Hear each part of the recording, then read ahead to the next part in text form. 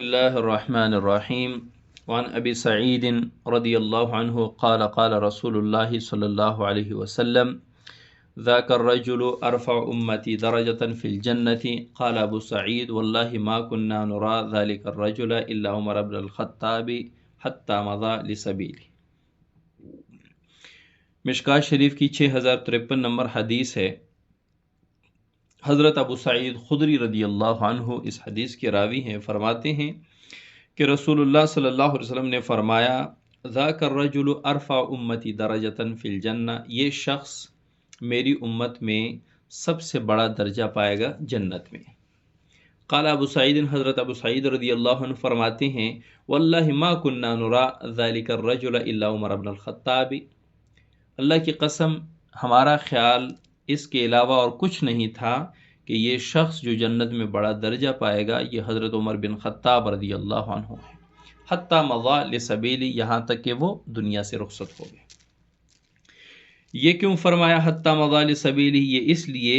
کہ کوئی یہ خیال نہ کرے، کوئی یہ گمان نہ کرے کہ اس وقتی طور پہ حضرت عمر بن خطاب کو یہ فضیلت حاصل تھی، بعد میں نعوذ باللہ معاذ اللہ وہ اس فضیلت سے گر گئے یا یہ فضیلت ان سے چھین لی گئی، بلکہ فرماتے ہیں حتی مضى لسبیلی، یعنی آپ کی وفات تک ہمارا گمان یہی تھا کہ حضرت عمر بن خطاب رضی اللہ عنہ ہی وہ شخصیت ہیں جن کو آپ صلی اللہ علیہ وسلم کی امت میں سے بڑا درجہ نصیب ہوگا جنت میں۔ ایک مرتبہ رسول اللہ صلی اللہ علیہ وسلم نے علامات قیامت بیان کرتے ہوئے فرمایا کہ دنیا میں سب سے بڑا فتنہ حضرت آدم علیہ السلام سے لے کر اب تک جو سب سے بڑا فتنہ، جتنا بڑا فتنہ ابھی تک پیدا نہیں ہوا، وہ بڑا فتنہ دجال کا فتنہ ہوگا۔ اور فرمایا کہ دجال ایک شخص پر غالب آ جائے گا اور اس کو قتل کر دے گا، قتل کرنے کے بعد اپنے معتقدین سے کہے گا کہ اب دیکھو میں اس کو زندہ کرتا ہوں، تو اس کو اللہ تعالیٰ زندہ فرمائیں گے، اور یہ خبیث دجال اس کو کہے گا کہ ہاں اب بتا تیرا رب کون ہے؟ وہ کہتا ہے ربی اللہ، میرا رب اللہ ہے، وانت عدو اللہ، اور آپ اللہ کے دشمن ہیں اور دجال ہیں۔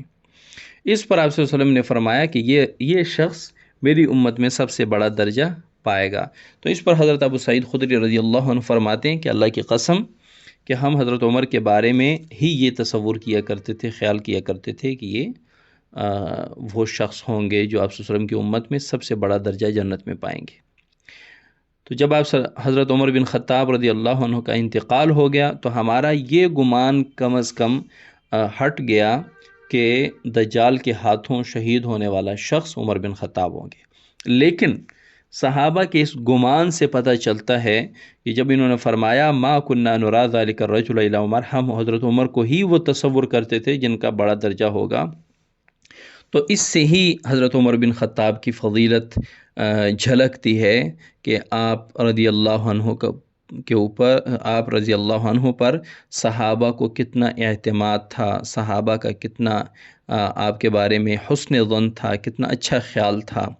یہ حدیث بھی حضرت عمر بن خطاب رضی اللہ عنہ کی فضیلت پر دال ہے۔